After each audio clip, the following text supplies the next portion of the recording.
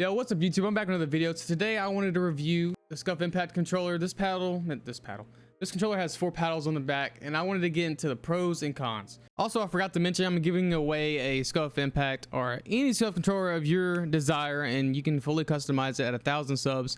So make sure y'all do comment, like this video, and subscribe to my channel for that. And I'll get right to the video. Start off with something positive. Okay, the pros of this controller is it's built really good. It's lasted me a whole year, and the only problem I've had is the stick breaking, which that could have been from me trying to put it in and broke it. I'm also really stiff with how I aim, and I accidentally melee all the time, so that's probably why I broke it, truthfully. But other than that, the controller has really amazing grip. I feel like the grip got better over time. I mean, the grip on the back of this controller, the more you wear it in, the more grippy it is. This isn't a bad controller. I mean, the buttons feel nice. It's actually pretty comfortable. The sticks feel pretty good. I mean, the sticks don't, like, I came from an Xbox Elite controller, and the Xbox Elite controller sticks are terrible. They feel terrible. But the buttons feel nice. Aesthetically, it looks good. I got the all black version. I don't really have an opinion on the default sticks because I play with Control Freak, but when I did use just without a Control Freak on the running stick, it did feel good. Like, it felt cushiony. It didn't really wear in after time. I didn't even have to replace it. I just got this Control Freak just because I wanted more grip on the controller. Control Freaks have always been my favorite. It makes moving and everything a lot easier. Now that we're done with the pros, because there are problems with this controller for my hands, at least. In my opinion, I don't like how the paddles are stiff. These paddles are so stiff to the point where, like, you can hear it.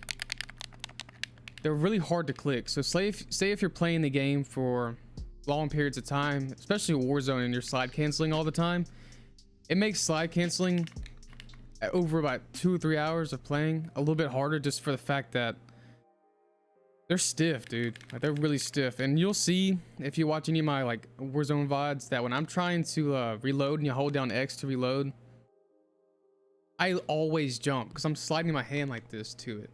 I always do it, and it's so annoying. It actually infuriates me when I do that because I always die from it. So if the paddles are tight, that's one con.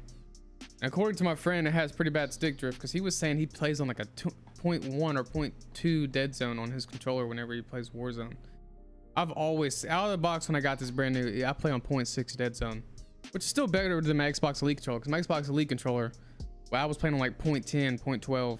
because it was still drifting. Even when you tighten the sticks itself, it's still really bad on the Xbox Elite controller. But this one, supposedly to my friend, 0.6 is pretty bad on the dead zone. Like I said, I just corrected it in game. And if you, I don't know if you can see this, but I don't think you can pick it up. So I don't know if you can see this, but the stick is leaning. So the stick is leaning to the left. I don't know if it's from me aiming to the left over time and not primarily to the right, but for some reason the stick's leaning, and I thought it was just my Control Freak, so I took it off, and the stick is definitely leaning to the left. I don't like how they have this, how you can change.